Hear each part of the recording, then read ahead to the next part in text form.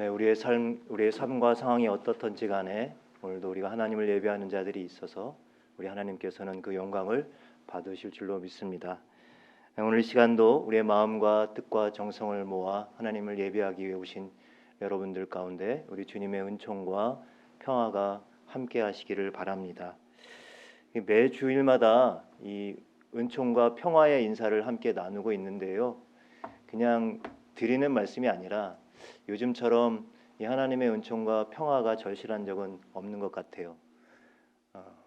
우리의 삶이 참 기약 없는 불확실성에서 불안함을 느끼는 그러한 시대 속에서 살아가고 있기 때문인데요. 오늘도 진정 우리 주님의 은총과 평화가 우리의 삶을 에워싸고 우리의 삶을 감싸기를 간절히 축원합니다. 지난 주일 이제 예배당에서 현장 예배라는 말도 좀 새롭지만 이제 새롭지 않은 말이 되어버렸어요.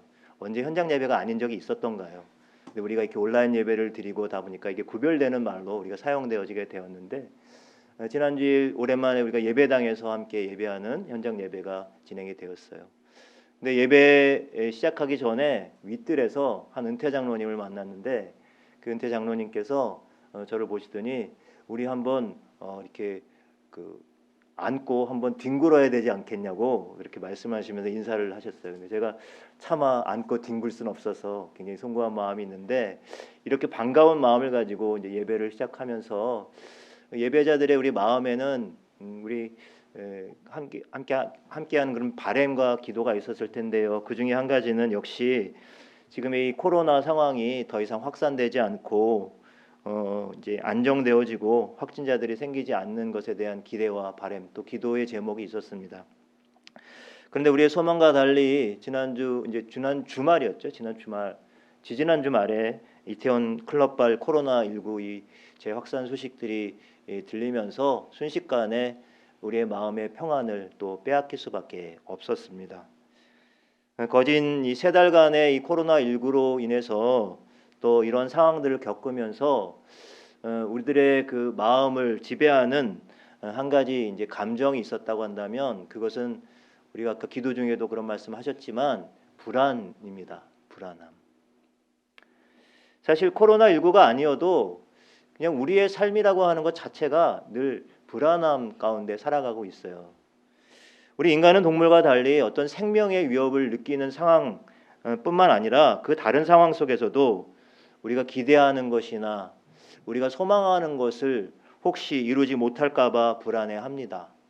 그리고 또 우리가 가진 것들, 우리가 가진 어떤 소유나 재능이나 지위나 그리고 관계 이런 것들 혹시 더 건강을 잃을까 봐 우리는 항상 불안해하면서 살아가고 있습니다.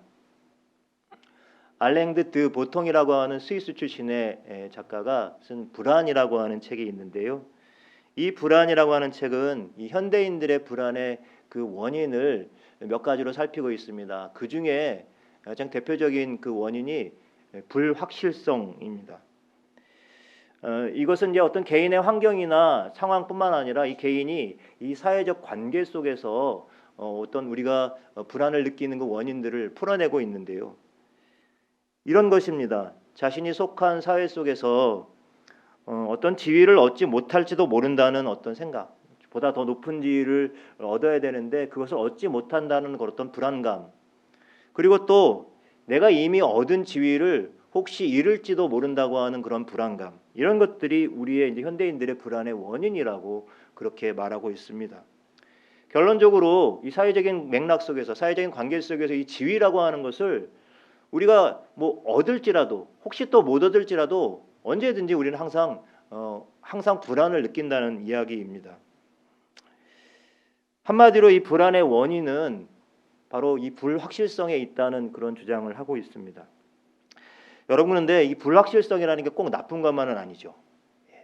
우리는 이 불확실성이라고 하는 것 때문에 우리는 미래를 예측하고 상상하고 또 기대합니다. 그렇죠? 예를 들면 여러분, 복권을 사는 분들이 계세요. 복권을 왜 삽니까? 그게 당첨될 거라고 확신하고 삽니까? 기대는 하지만 확실성은 없는 거죠. 불확실해요. 일주일마다 한 번씩 사면 이렇게 기대했다가 실망하고, 불확실성이 다시 확실성으로 바뀌고, 이러는 반복되는 과정을 갖고 있습니다. 이 정도면은 우리가 기다리고 인내할 만한 불확실성이에요. 그렇죠? 그리고 우리 불확실성 때문에 우리는 기대하고 소망하며 살아가요. 그렇지 않습니까? 그런데 문제는요, 예측도 상상도 어떠한 기대도 할 수 없는 좀 거대한 그리고 길게 계속 이 불확실성이 계속될 때입니다. 바로 지금 우리들이 겪고 있는 이 코로나19와 같은 상황이 되겠습니다. 여러분, 지금 코로나19가 가져다주는 이 불확실성은 너무나도 크고 혼란스러워서 사람들이 느끼는 이제 불안은 이제 개인의 불안을 넘어서 이제 시대적인 불안, 이 사회 전체적인 불안. 그래서 지금 우리 시대는 극도의 불안의 시대를 살아가고 있는 것입니다. 여러분, 풀리지 않고 계속되는 이 불확실성이 가져오는 이 극도의 불안 시대에 우리는 어떻게 살아가야 할까요? 우리 그리스도인들은 또 어떻게 삶을 살아가야 할까요? 이 불안의 문제를 우리는 어떻게 이겨낼 수 있을까요?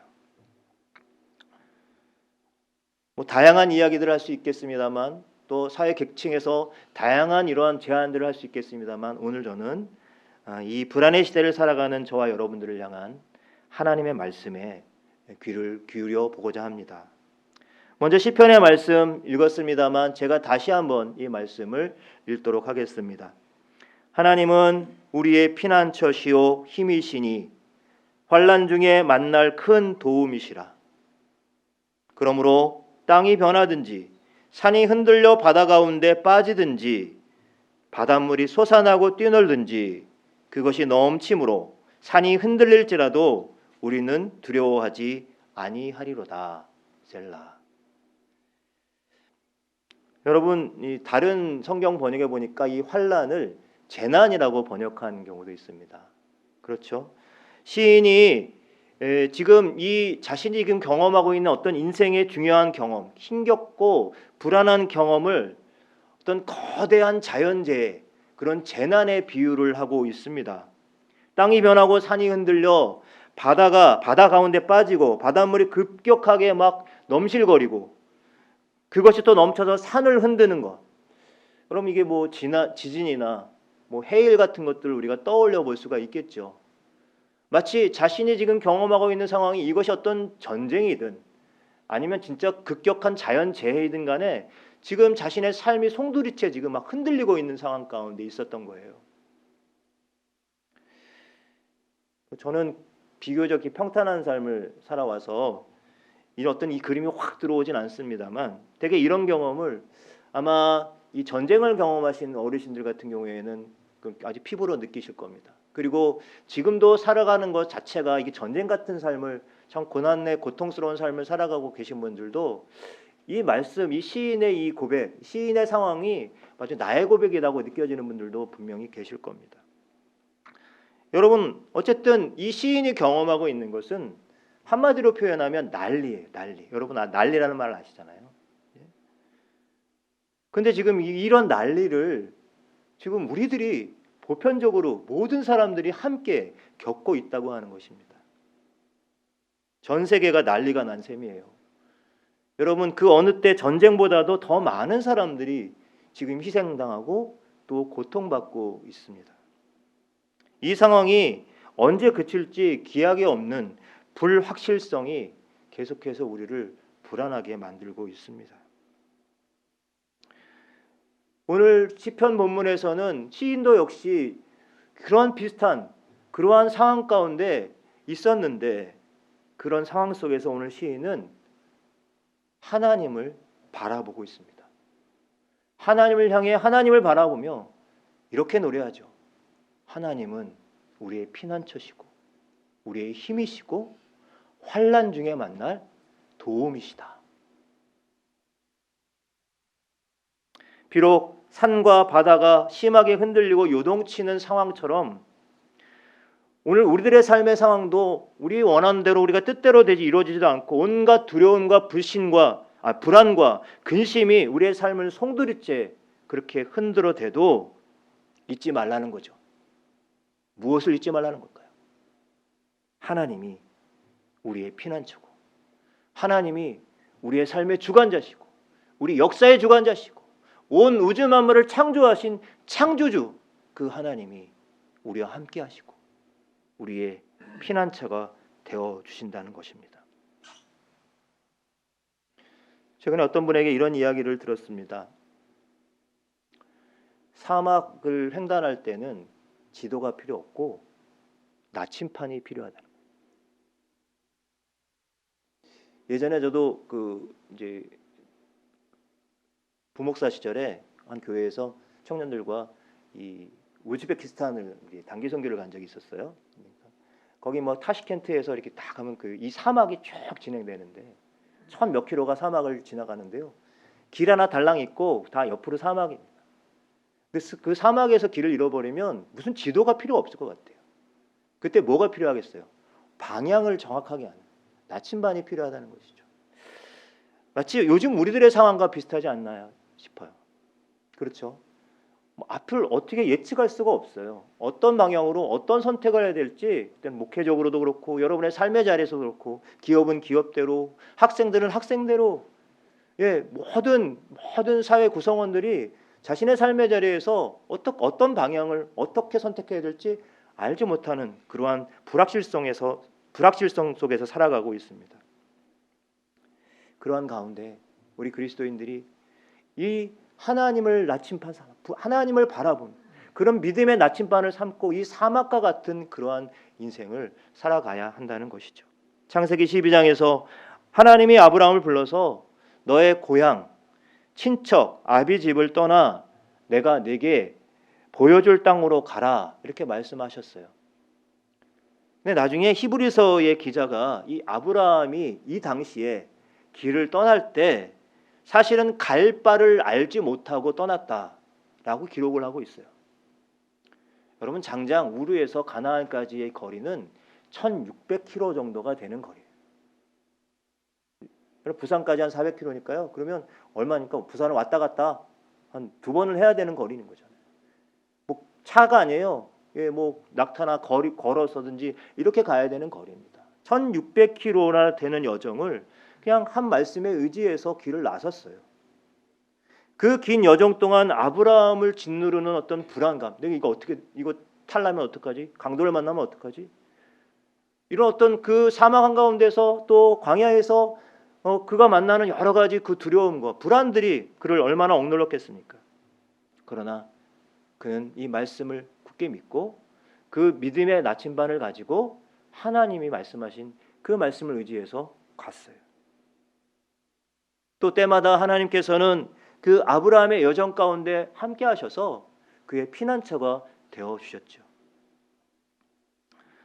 하나님이 우리의 피난처 되신다. 여러분 이 말씀을 들을 때 여러분 안에 어떠한 느낌이 드십니까? 피난처. 피난처에는 쉼이 있고 회복이 있고 평안이 있습니다. 가끔 우리 주변에 보면 저는 이런 피난처 같은 분들을 봅니다. 따스한 가슴으로 누구든 넉넉하게 그렇게 받아주는 그런 분들 주변에는 또 참 묘하게도 사람들이 항상 이렇게 모이더라고요. 뭐 때로는 아무 말 하지 않아도 그냥 넉넉한 가슴으로 품어 안아주는 그런 따뜻한 마음을 가진 이들, 피난처 같은 이들이 있습니다. 여러분 한 사람의 넉넉함이 누군가에게 피난처가 되어준다면 우리 하나님이 피난처 되어주신다는 것은 과연 어느 정도일까요? 여러분 상상이나 할 수 있겠습니까? 오늘 환난 가운데 있던 시인에게 피난처 되어주신 하나님께서 지금 재난 가운데서 불안의 시대를 살아가는 저와 여러분들에게도 든든한 피난처가 되어주시는 줄로 믿습니다. 또한 바라기는 이렇게 하나님을 피난처로 삼고 살아가는 저와 여러분들을 통해서 지금도 이 불안의 시대 한가운데를 살아가는 그러한 이웃들에게 다가가 그들에게 기꺼이 넉넉한 피난처가 되어주는 저와 여러분, 우리 또 높은 뜻 섬기는 교회 성도와 교회가 될 수 있기를 간절히 축복합니다. 두 번째로 우리가 우리 시대의 이 불안을 이겨낼 수 있는 힘은 바로 부활의 신앙에서 찾을 수가 있습니다. 두 번째로 읽었던 본문 말씀은 우리가 잘 아는 고린도전서 15장, 소위 부활장이라고 별명이 붙여진 말씀입니다. 사도 바울은 이 고린도전서 15장에서 예수 그리스도께서 십자가에 죽으시고 부활하셨고 이 주님의 부활하심으로 말미암아 우리 앞에 이 사망의 권세는 궁극적으로 깨졌다. 그래서 예수 그리스도로 말미암아 우리는 승리를 얻었다. 이렇게 선언을 하고 있습니다. 그래서 바울은 사망을 향해 담대하게 이렇게 외칠 수 있었죠. 55절의 말씀입니다. 사망아 너의 승리가 어디에 있느냐? 사망아 내가 쏘는 것이 어디에 있느냐?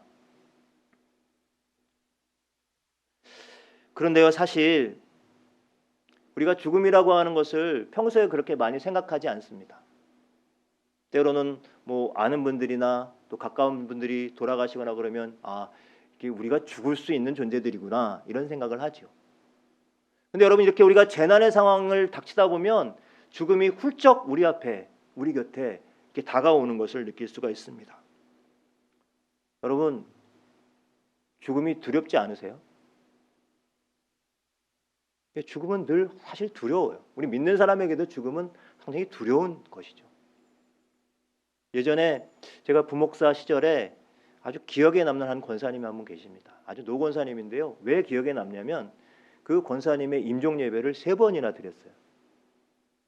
가서 임종 예배를 드리고 났는데 담임 목사님과 함께 가서 임종 예배를 드렸는데 그다음에 또 다시 좀 살아나신 거예요. 그리고 또 얼마 있다가 또 이렇게 안 좋으셔서 임종 예배를 드리고 이런 식으로 3번이나 임종 예배를 드린 적이 있어요. 근데 한 번은 그때 담임 목사님과 함께 신방을 하면서 이렇게 기도를 해드리는데 그 권사님이 그 힘없는 목소리로 그 담임 목사님의 손을 꼭 잡으면서 이렇게 말씀하시는 거예요. 목사님, 저 살고 싶어요. 근데 그분에게 믿음이 없다 이렇게 말할 수는 없는 거예요. 인간에게 있어서 이 죽음은 근본적으로 두려움이니까요. 그런데 여러분 오늘 말씀 속에서 사도 바울은 우리에게 이미 이 죽음을 넘어선 그러한 부활의 생명이 이미 선물로 주어진 존재들이라고 하는 것을 말씀해 주고 있어요. 그래서 이 부활의 생명을 받은 우리는 더 이상 죽음 앞에서 두려워하지 않을 수 있게 되었다는 것이죠. 여러분 그렇다고 여러분 이것을 이렇게 오해해서는 안 됩니다.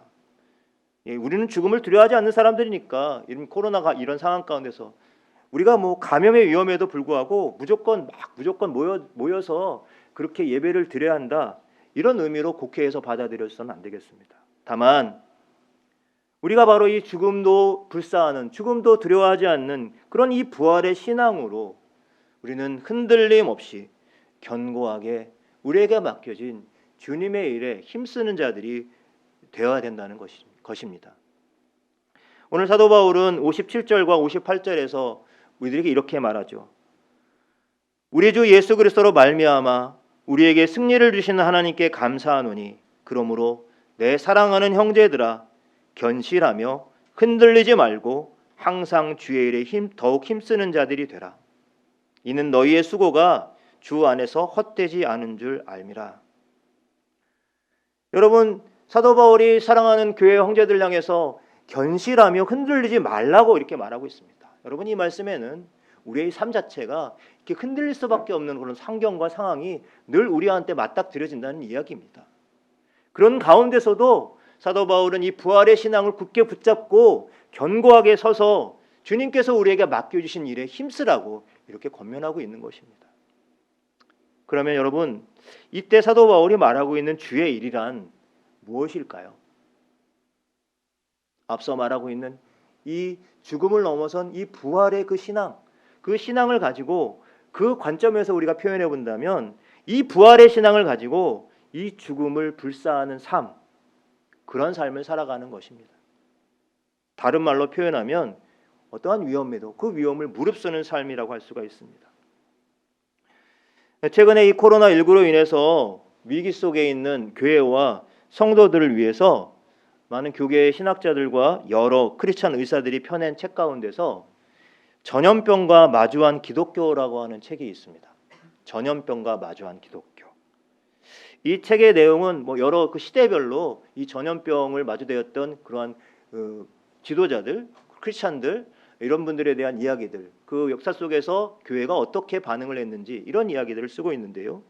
그 중에 이 로마 제국 시대의 초대교회 이야기가 나오는데, 이 로마 제국 하에서 이 초대교회가 나중에 이 제국의 교회로 인정받게 되잖아요. 네, 313년에 콘스탄틴 대제에 그러한 그 기독교를 이제 인정하는 그러한 선언이 있죠. 근데 이게 제국의 교회로 인정받을 수 있게 되었던 그 원인 중에 하나가 무엇이었냐면, 당시에 이 로마 시대, 로마 제국의 전역에 전염병이 퍼졌는데, 이 전염병이 퍼졌을 때 이 그리스도인과 이 초대교회 성도들이 이 위험을 무릅쓴 사랑, 자기도 죽을 수도 있는데 그 위험을 무릅쓴 사랑을 베풀었다는 거예요. 모두가 자기만 살겠다고 도피하는 위험한 현실 속에서 당시 그리스도인들은 도리어 이 감염된 모든 사람들, 로마인들까지도 이방인들까지도 그 사람들을 사랑으로 보살피고 그리고 소생할 수 있도록 그들에게 도움을 베풀었다고 하는 것입니다. 그들이 왜 이렇게 할 수 있었을까요? 바로 사도 바울이 말하고 있는 이 부활의 생명, 부활의 소망이 이들 가운데 있었기 때문입니다. 당시 초대교회의 지도자였던 키프리아누스가 하나님의 선하심과 자비하심을 이렇게 설명하면서 이런 설교를 했습니다. 우리가 단지 우리들만을 소중히 여기고 우리끼리만 자비를 베푼다면 그것은 놀라운 일이 아닙니다. 하지만 세리나 이교도들이 하는 것 이상으로 선으로 악을 이기고 하나님께서 관용을 베푸신 것 같이 관용을 베풀고 원수조차도 사랑하며 주님께서 권고하신 대로 핍박하는 자의 구원을 위해서 기도한다면 우리는 온전하게 될 것입니다. 하나님께서는 변함없이 태양을 떠오르게 하시며 비를 내리셔서 씨앗들을 기르시고 이러한 모든 선하심을 그의 백성들에게 보이실 뿐만 아니라 이방인들에게도 그렇게 하십니다.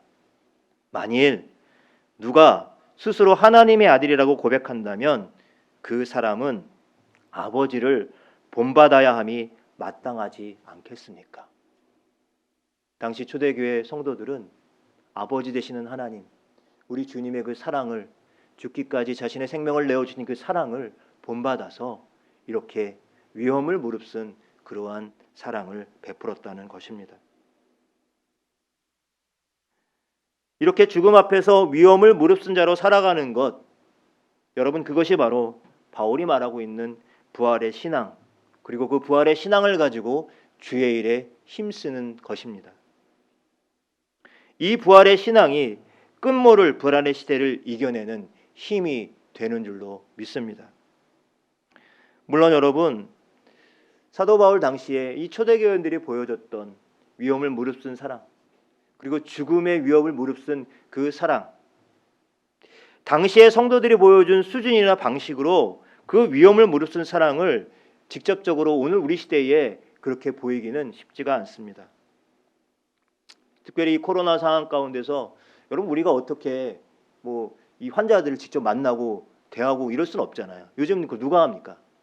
의사들하고 간호사들, 소위 방역 당국자들이 이런 일들을 위해서 최선을 다하고 정말 이들이 생명을 걸고 헌신적으로 일하고 있잖아요. 우리가 그들을 위해서 응원하고 그들을 위해서 기도하는 것 굉장히 중요한 일이라고 생각합니다. 우리는 그렇게 할 수는 없지만 재난으로 인해서 불안한 삶을 살아가는 우리 이웃들에게 오늘 주신 말씀에처럼 피난처가 되어주는 삶, 그리고 진정 이 불안한 시대를 살아가는 이들이 그것을 이겨낼 수 있는 힘으로 이 부활의 생명을 나누는 삶을 어떤 형태로든지 함께 찾고 행해야 할 것입니다. 우리는 어떤 일들을 할 수 있을까요? 어저께 말씀을 준비하면서 그냥 좀 구체적으로 좀 우리가 할 수 있는 일이 여러 가지가 있겠습니다만 한 몇 가지만 우리 성도님들께 함께 나누고 저부터 또 여러분들이 함께 이런 일들에 동참하면 좋겠다 생각이 들어요. 지난 주간에도 갑자기 핸드폰에 이 재난 그 문자가 오는데, 최근에 이 코로나19로 헌혈자가 급격히 감소했다고 합니다. 그래서 혈액의 보유량이 주의 단계, 빨간불이 오기 전까지 막 이렇게 지금 왔다 갔다 하고 있는 겁니다. 그래서 이 사랑의 헌혈에 함께 동참해달라는 그런 메시지를 받았어요. 그래서 제가 아는 어느 목사님 벌써 가서 헌혈을 하고 오셨다고 얘기를 하시더라고요. 여러분, 이 헌혈하는 건 우리의 목숨을 거는 일은 아니지만, 그러나 이 일을 통해서 또 누군가의 생명을 또 구하고 나누는 일에 할 수 있다면 우리들이 이런 일들에도 함께 도움을 주고 나눠야 될 거라고 믿습니다. 또 한 가지, 또 지난 주간에 저희 이제 높은 뜻 교회랑 연관이 있는 열매 나눔 재단에서 최근에 시작한 캠페인이 하나가 있습니다. 뭐냐면 이 코로나19로 인해서 어려움을 겪고 있는 결식 아동을 지원하는 캠페인입니다. 예전에도 결식 아동을 지원하는 캠페인이 있는데 유독 요즘 이 결식 아동들이 더 심각한 상황 가운데 놓여졌다는 것입니다. 왜냐하면 지금 학교가 열리지가 않고 있잖아요. 그러면 학교 가서 공부도 하고, 그리고 이제 학교에서 이제 제공해주는 그렇게 밥을 같이 배식도 하고 먹을 수가 있는데, 학교가 닫히니까 아이들이 원천적으로 이 밥을 굶는 사태가 실제적으로 일어나고 있다는 것입니다.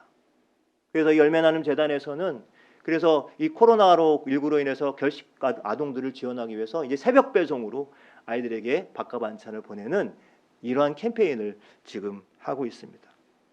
그럼 필요하시면 이러한 정보들은 또 제가 카톡을 통해서 올려드리도록 하겠습니다.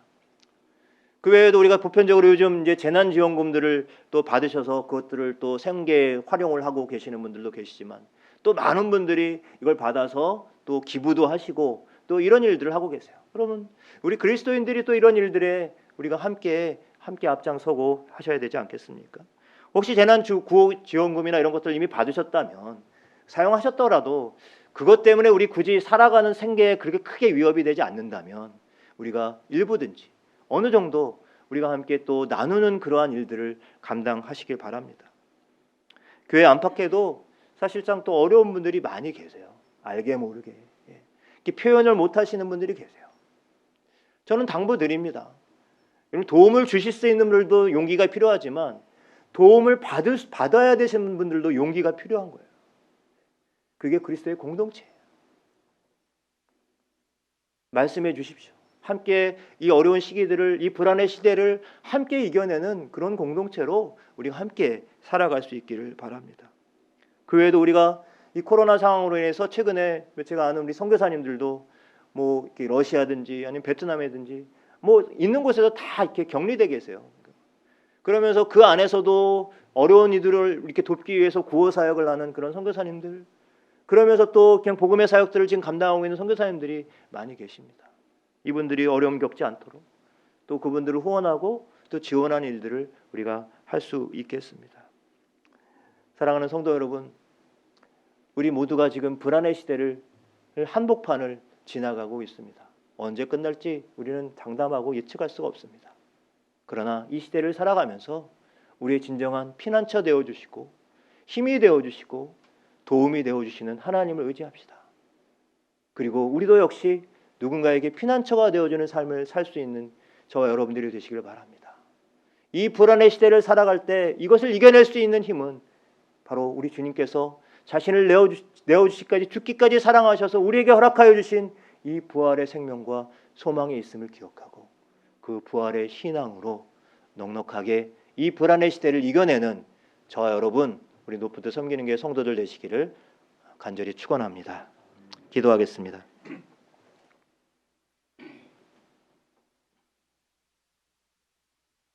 한없는 자비와 긍휼을 이 땅 가운데 베푸시는 하나님 아버지, 오늘도 한치 앞을 알지 못하는 상황 속에서 불안한 삶을 살아가는 우리들을 불쌍히 여겨 주시옵소서. 환난 가운데서 우리의 피난처와 힘과 도움이 되어 주셔서 불안한 가운데 흔들리고 주저앉아 있는 우리들을 일으켜 세워 주시옵소서. 우리 안에 세상이 줄 수 없는 평안함을 부어주시고 그 평안함을 불안의 시대를 살아가는 이웃들에게 또 삶을 통해서 나눔으로 피난처가 되어주는 교회와 성도가 되게 하여 주시옵소서. 아울러 이미 우리에게 선물로 주어진 부활의 산 소망이 얼마나 소중한 거고 얼마나 귀한 것인지 깨닫게 하셔서 어떤 상황 속에서도 흔들리지 않고 견고하게 주님 기뻐하시는 일들을 찾고 행함으로 우리를 온통 둘러싸고 있는 불안과 염려를 몰아내게 하여 주시옵소서. 감사드리며 예수님의 이름으로 기도드립니다. 아멘.